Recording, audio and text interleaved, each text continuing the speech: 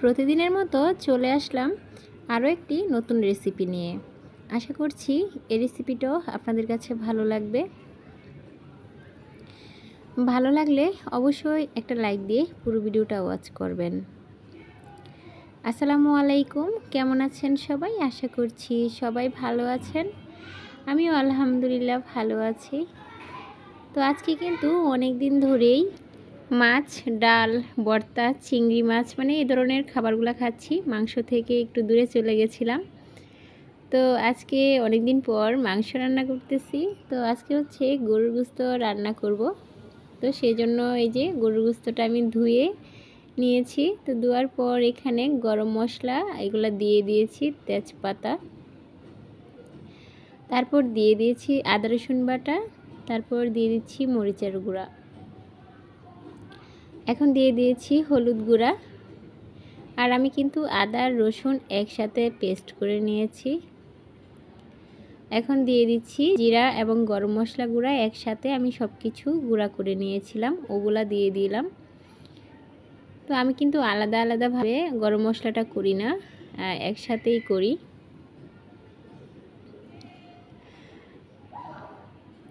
আর তারপরে দিয়ে দিয়েছি পেঁয়াজ কুচি, আর পেঁয়াজ কুচি দিয়ে দিলাম পরিমাণ মতো তেল। আর গরুর গোশতে কিন্তু বেশি তেল দিলে খেতে ভালো লাগবে না।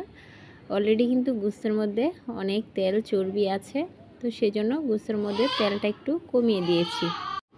এখন দিয়ে দিয়েছি স্বাদ মতো লবণ, আর লবণটা দিয়ে আমি খুব ভালো করে মেখে নিচ্ছি। আর গরুর গোশতটা আমি সব সময় মাখিয়ে রান্না করি, সেটা আপনারা জানেন। আর গরুর গোশত মাখিয়ে রান্না করলেই ভালো লাগে, আমি কষানোর থেকে মাখিয়ে রান্না করলে ভালো লাগে। তো সেই জন্য আমি গরুর গোশতটাকে একটু মাখিয়ে রান্না করি। তো একটু সময় নিয়ে ধৈর্য ধরে মেখে নিতে হবে। আর হচ্ছে গরুর গোশতটা যদি মেখে আধা ঘন্টার মতো রেখে দেওয়া যায় তাহলে কিন্তু আরও ভালো লাগে।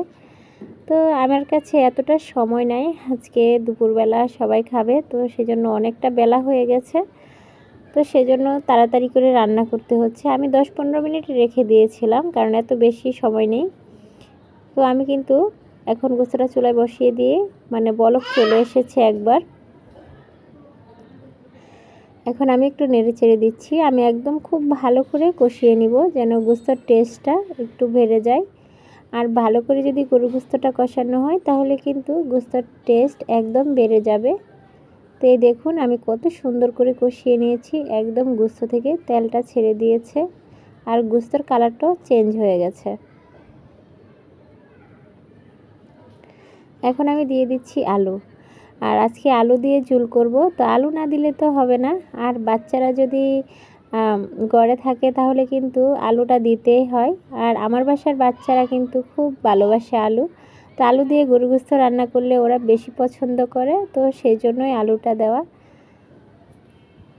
তো এখন আমি আলুটা দিয়ে খুব ভালো করে নাড়িয়ে চাড়িয়ে নিচ্ছি। আর গোশতটা কিন্তু অলরেডি কষাতে কষাতে একদম তেল ছেড়ে দিয়েছে, তারপরে আমি আলুটা দিয়েছি, আপনারা তো দেখেছেন। এখন আমি খুব ভালো করে নাড়িয়ে চাড়িয়ে দিয়েছি আর একটু কষিয়েও নিয়েছি। এখন আমি ঝোল দিয়ে দিব। আর ঝোলটা আমি ঠান্ডা পানি দিয়েছি, কারণ গরম পানিটা দিলে ভালো হতো। আর যেহেতু আমার গোশতটা একদম সিদ্ধ হয়ে গেছে, তো সেই জন্য আর আমি গরম পানিটা ইউজ করিনি। আমি গোশতটা কিন্তু কষানোতেই মানে সিদ্ধ হয়ে গেছে গোশত রান্নাটা। তো এখন শুধু আলুটা সিদ্ধ হলেই আমার রান্নাটা হয়ে যাবে। আর গরুর গোশতর ঝোল কিন্তু খুব ভালো লাগে খেতে, আমরা খুবই পছন্দ করি। তো সেই জন্য আমার এই সিম্পল রান্নাটা আপনাদের সাথে শেয়ার করলাম। তো আমার এই রান্নাটা যদি আপনাদের কাছে ভালো লাগে তাহলে অবশ্যই চ্যানেল সাবস্ক্রাইব করে আমার পাশে থাকবেন, আর একটা লাইক দিবেন, আর কমেন্টের মাধ্যমে অবশ্যই জানাবেন কেমন আছেন। আসলে আজকে আমি খুব অসুস্থ, তার জন্য ভয়েস ওভার করতে পারতেছি না, বাধ্য হয়ে করতেছি, সেই জন্য এরকম হচ্ছে। আপনারা কেউ কিছু মনে করবেন না, কোনো জায়গায় ভুল হয়ে থাকলে অবশ্যই ক্ষমা সুন্দর দৃষ্টিতে দেখবেন। শুধু আপনাদের জন্য ভিডিওটা রেডি করা, না হয় কিন্তু আজকে ভিডিওটা রেডি করতাম না।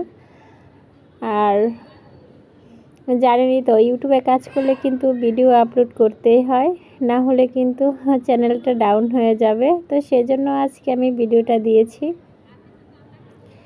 আর এদিক দিয়ে কিন্তু আপনাদের সাথে কথা বলতে বলতে আমার গোস্তটা একদম হয়ে গেছে। আর আমি যদি পুরো রান্নাটা আপনাদেরকে দেখাতে যাই তাহলে কিন্তু অনেক সময় লাগবে, প্রায় 1-1.5 ঘন্টার ব্যাপার। তো সেজন্য আপনাদের সাথে এত বেশিক্ষণ ভিডিও দেখাইলাম না। তো দেখলেন তো আমার তরকারিটা কেমন হয়েছে। এরকম ঝোল, এরকম পাতলা ঝোল কিন্তু ভালো লাগে গরুর গোস্তর। আমাদের বাসায় কিন্তু সবাই মোটামুটি কম বেশি খুব পছন্দ করে। আর এই দেখুন, এখন আমি দিয়ে দিচ্ছি জিরে গুঁড়া। আর গোস্তটা যখন হয়ে যায় তখন যদি একটু জিরে গুঁড়া দেওয়া হয় তাহলে কিন্তু গোস্ত তরকারির টেস্টটাই বেড়ে যায়, অনেকটাই বেড়ে যায়। আর আমাদের নোয়াখালী অঞ্চলে কিন্তু এরকম জিরে গুঁড়ো দেওয়া হয় গোস্তর উপরে দিয়ে। আমার শাশুড়ি মাকে দেখেছি যখন উনি রান্না করতো এভাবে জিরার গুঁড়া দিয়ে দিত উপরে দিয়ে। তো দেখলেন তো রান্নাটা কেমন হয়েছে। তো আপনাদের সুস্থতা কামনা করে বিদায় নিচ্ছি। ভালো থাকবেন আপনারা সবাই। আল্লাহ হাফেজ।